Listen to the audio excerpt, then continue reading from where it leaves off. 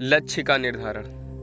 दोस्तों, दुनिया के ऐसे 50% लोग जो अपने लक्ष्य का निर्धारण तो कर लेते हैं पर उसे पूरा नहीं कर पाते हैं, और उन 50% लोगों में से आप और मैं भी हूँ। हम अपने लक्ष्य का चुनाव तो कर लेते हैं कि मुझे क्या बनना है, मुझे क्या प्राप्त करना है, पर मेरे दोस्त, उन 50% लोगों में से केवल 5% लोग ही अपने लक्ष्य को प्राप्त कर पाते हैं। ऐसा इसलिए होता है कि जैसे ही हम अपने लक्ष्य की प्राप्ति की ओर कदम बढ़ाते हैं तभी कोई न कोई समस्या उत्पन्न हो जाती है और हम हार मान जाते हैं। मैं भी कई बार लक्ष्य का निर्धारण करता हूँ कि मुझे रात को 2 विषय का रिवीजन करना है, पर जब मैं पढ़ने बैठता हूँ तो आधे घंटे में ही मन उबने लगता है और मैं अपने लक्ष्य से वंचित रह जाता हूँ और वो लक्ष्य बीच में ही अधूरा रह जाता है। इसका समाधान मैं आपको इस कहानी में बताने वाला हूँ, जिसे सुनकर आप भी उन 5% लोगों में शामिल हो सकते हैं जो अपने लक्ष्य को प्राप्त कर लेते हैं।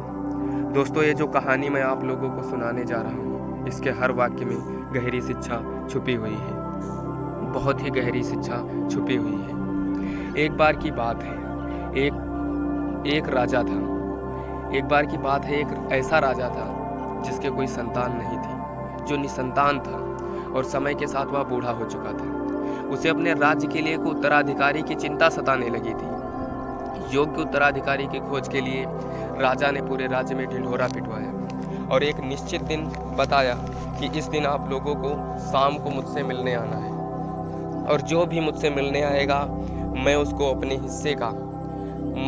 अपने राज्य का एक हिस्सा दे दूंगा।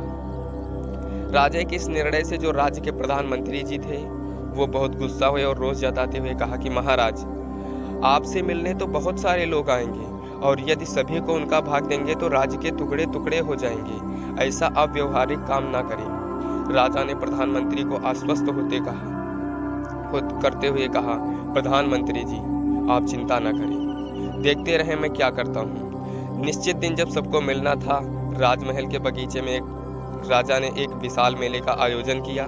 मेले में नाच गाने और शराब की महफिलें जमी थी। खाने के लिए अनेक स्वादिष्ट पदार्थ थे। मेले में कई प्रकार के खेल भी हो रहे थे, जिसके कारण राजा से मिलने आने वाले जो व्यक्ति थे उसमें बहुत सारे व्यक्ति नाच गाने में लग गए। कितने ही लोग, ना जाने कितने लोग सुरा सुंदरियों में व्यस्त हो गए, ना जाने कितने लोग शराब में व्यस्त हो गए, ना जाने कितने लोग खाने पीने में, घूमने फिरने आदि के आनंद में डूब गए और इस शाम का जो समय था वो बीतने लगा। और इन सभी के बीच में एक ऐसा व्यक्ति भी था जिसने किसी चीज की तरफ देखा भी नहीं, क्योंकि उसके मन में एक निश्चित ध्येय था कि उसे राजा से ही मिलना है।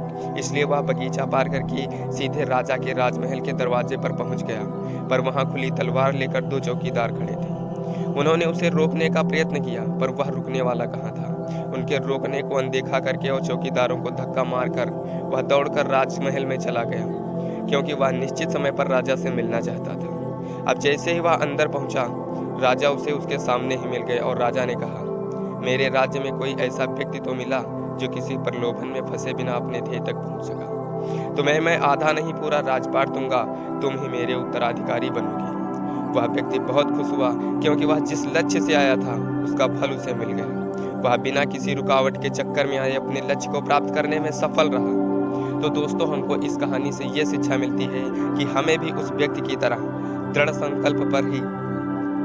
संकल्प करके अपने लक्ष्य पर स्थिरता बनाए रखनी होगी। ये जो शब्द है ना, दृढ़ संकल्प, इसकी गहराई को समझने वाला हर व्यक्ति अपने मन चाहे लक्ष्य को प्राप्त करने की क्षमता रखता है, और कुछ लोग तो प्राप्त भी कर लेते हैं। दोस्त, जिंदगी खेलती भी उसी के साथ है जो खिलाड़ी बेहतरीन होता है। दर्द सबके एक जैसे हैं, मगर हौसले सबके अलग अलग हैं। कोई हताश होकर बिखर जाता है तो कोई संघर्ष करके निखर जाता है। दोस्तों, आप लोगों को बस ये करना है कि अपने लक्ष्य को छोटे छोटे लक्ष्य में बांट लो, जिससे उसको प्राप्त करने में आसानी हो। जैसे कि मैं भी यही करता हूँ। जैसे कि मैंने आप लोगों को पहले बताया था कि मैं रात को 2 घंटे पढ़ाई करने का लक्ष्य बनाता हूँ। अब इसको आपको अगर 2 लक्ष्य में तोड़ना है, छोटे छोटे लक्ष्यों में तोड़ना है, तो मैं पहले क्या करूँगा कि मैं शाम को 1 घंटा पढ़ लूँगा। उसके बाद मैं सोचूंगा कि रात को 1 घंटा पढ़ना है। आपको ऐसे करना है।